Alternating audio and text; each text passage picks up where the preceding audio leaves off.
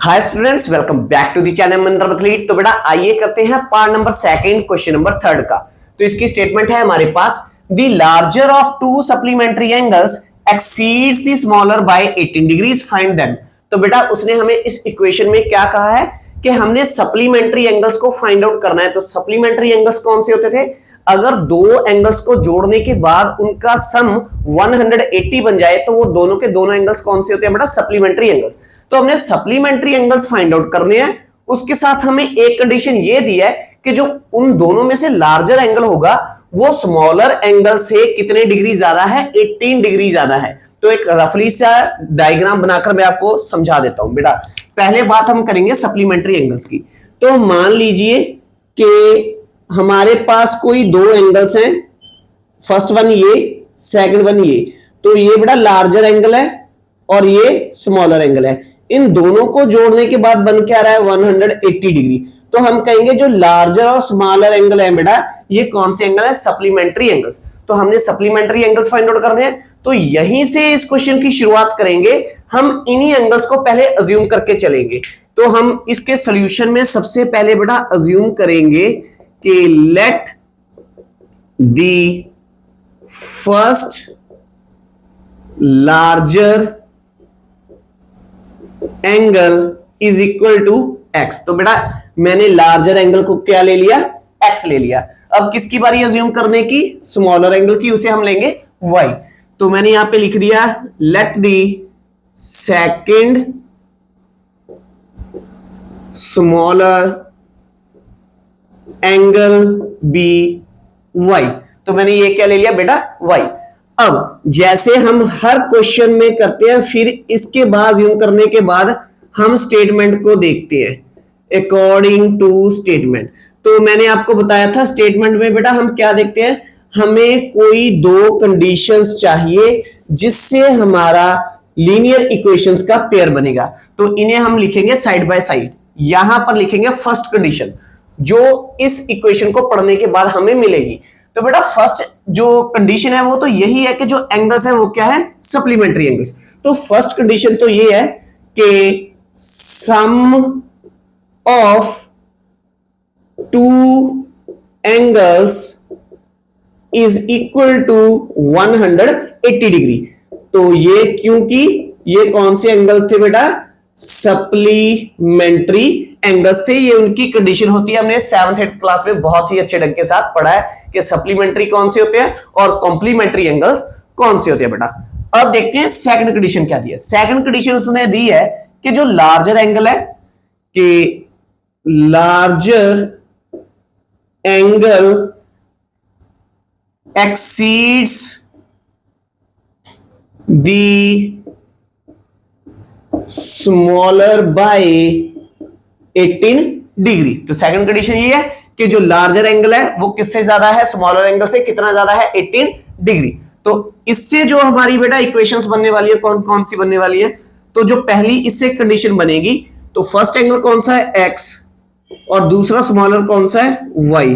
तो दोनों को ऐड करने के बाद क्या आएगा? 180। ये है हमारी इक्वेशन नंबर 1।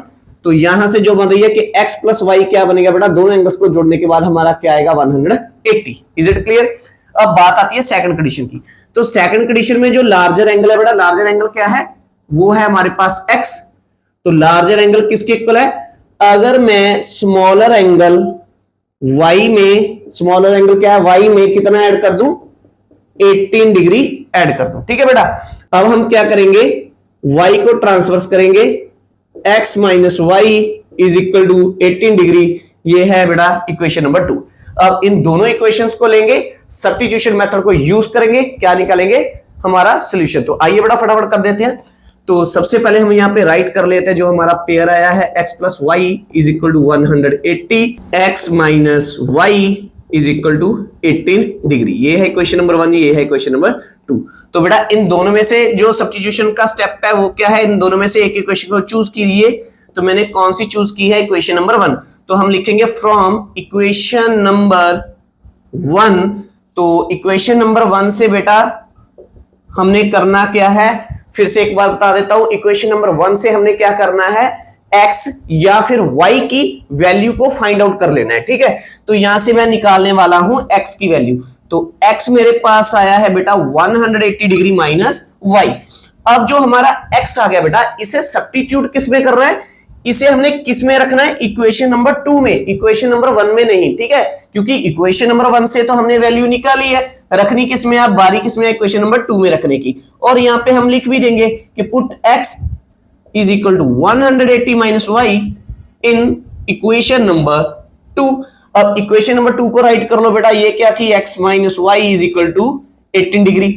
तो इसमें वैल्यू रखो बेटा किसकी, x की। तो अब इस x की जगह पे हम कितना लिखेंगे, 118 माइनस वाई, ये वाला माइनस यहां पे आ गया, ये y यहां पे है, इज इक्वल टू 18 डिग्री। तो इसे सिंप्लीफाई कर लेते हैं बेटा, तो मैं यहां पे कर लेता हूं सिंप्लीफिकेशन।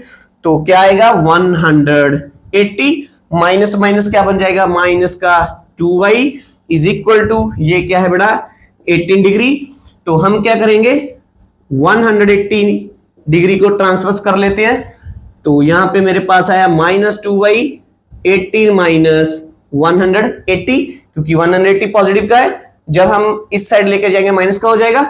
तो यहां पर आएगा बेटा further minus 2y is equal, 18 में से 180 को माइनस किया तो क्या आएगा बेटा, माइनस का 162, माइनस से माइनस कैंसिल करेंगे, y हमारा आया बेटा 162/2। आफ्टर द कैलकुलेशन हमें y मिली है बेटा 81 डिग्री।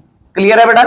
तो हमने स्मॉलर एंगल निकाल लिया है, वो क्या है हमारा 81 डिग्री। अब हमने निकालना है कौन से वाला, लार्जर। तो अब हम करेंगे फर्दर स्टेप में कि put y is equal to 81 degree in, अब इन दोनों इक्वेशंस में से छोटी सी सिंपल सी कौन सी इक्वेशन है, इक्वेशन नंबर 2, क्योंकि इक्वेशन नंबर 1 तो थोड़ी सी हमें बड़ी लग रही है, यहाँ पे 18 डिग्री वाली है, इसे यूज कर लेते हैं। तो इसमें सब्स्टिट्यूट कर दो बेटा, put y is equal to 81 degree in equation number 2। तो इक्वेशन नंबर 2 हमारे पास थी x minus Y is equal to 18 degree.